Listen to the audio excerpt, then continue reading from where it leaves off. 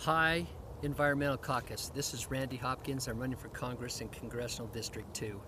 And I just want to give you a short background about myself. I grew up in Ogden, Utah, and I spent so much of my growing up days in the mountains, those spectacular mountains around Ogden.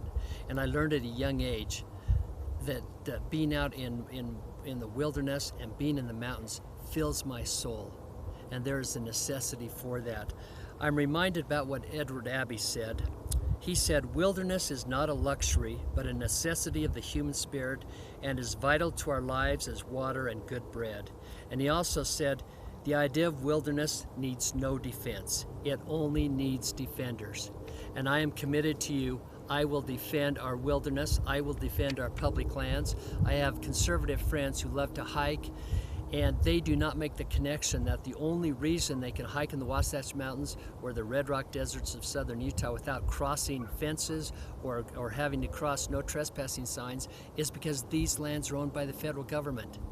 And I will oppose any action to try to transfer these federal lands into state hands.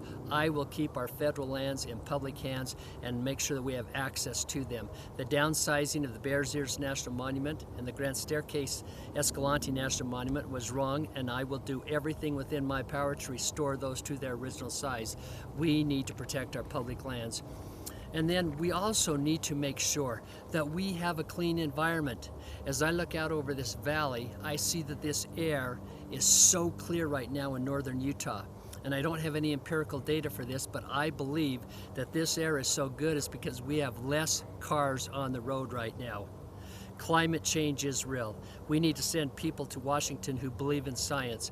We need to start moving away from fossil fuels, and we need to start incentivizing individuals and companies to start using renewable energy, and I am committed to do that.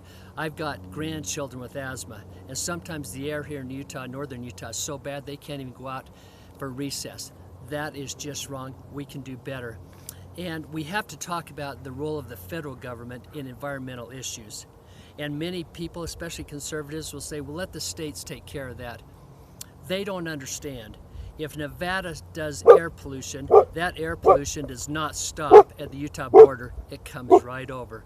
And any river that starts in Wyoming or Colorado, if it is polluted in Wyoming or Colorado and comes through Utah, that pollution comes through Utah. So we have a use for strong federal environmental rules, and we need to strengthen those and make sure that we follow the rules of the EPA and other environmental rules. I am committed to preserving our federal lands and making sure that we start moving towards renewable energy, away from fossil fuels, and making sure that we have the cleanest water and the cleanest air possible. So I'm looking for your endorsement. Thank you.